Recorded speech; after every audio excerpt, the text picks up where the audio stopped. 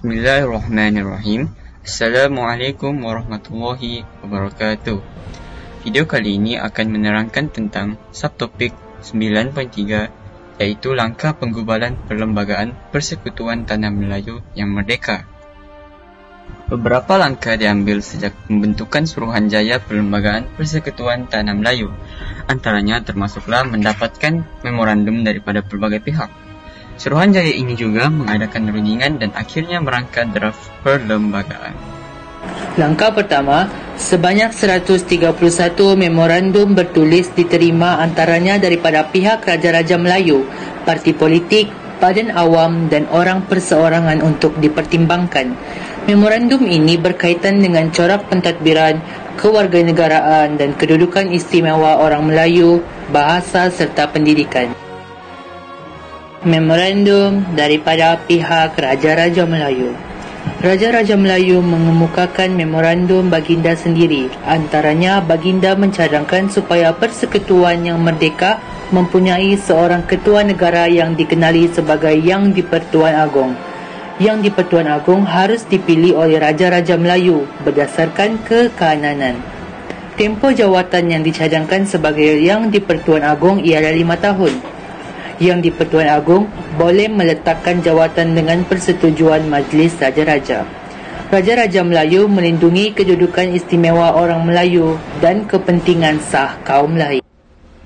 Memorandum daripada parti politik dan pihak awam. Soal kewarganegaraan.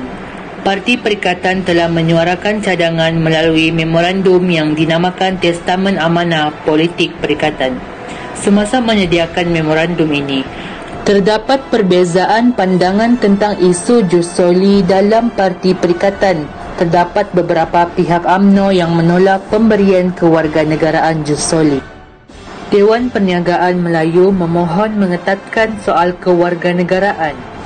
Persatuan Dewan Perniagaan Cina Semalaya menggesa Suruhanjaya membuat peruntukan bagi kewarganegaraan menerusi kelahiran. Masyarakat India menuntut kedudukan kewarganegaraan mereka diteliti. Masyarakat Serani mahu hak mereka dipertahankan. Bahasa dan pendidikan. Memorandum daripada MCA menuntut supaya semua sekolah yang ada daripada aliran bahasa Inggeris atau vernakular perlu diteruskan. Memorandum juga mencadangkan supaya semua sekolah kebangsaan mempelajari bahasa Inggeris, Melayu, Cina dan Tamil. Seterusnya, Suruhanjaya Perlembagaan Persekutuan Tanah Melayu telah mengeluarkan draft perlembagaan yang mengandungi perkara yang berikut.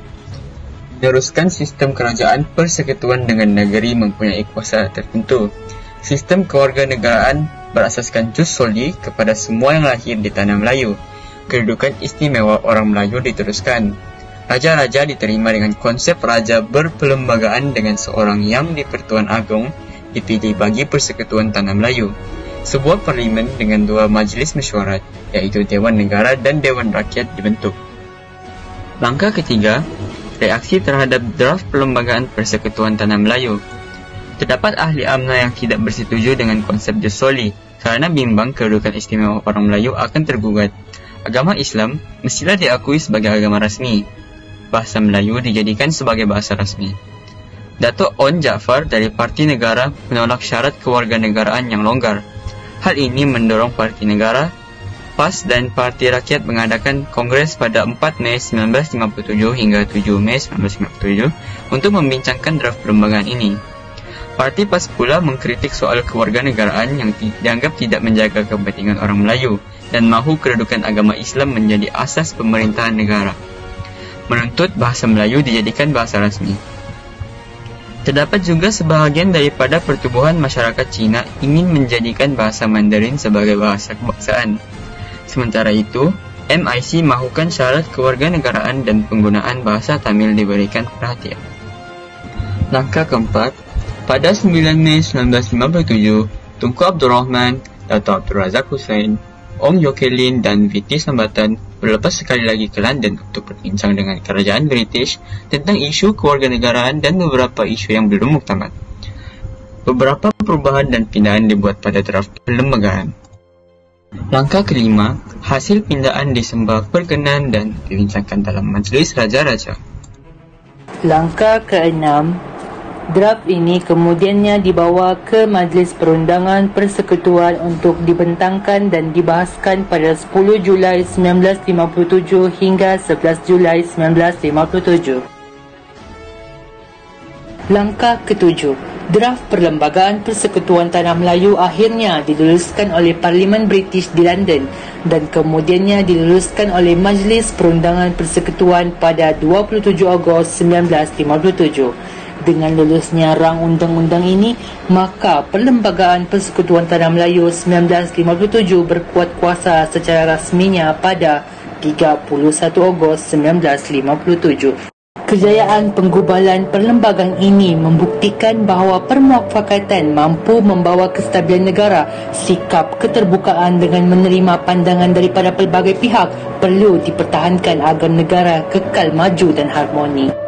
Itu sahaja dari kami. Segala yang baik itu datang daripada Allah Subhanahu Wa Taala. Segala yang buruk itu datang daripada diri kami sendiri. Sekian wabillahi taufik wal hidayah. Assalamualaikum warahmatullahi wabarakatuh.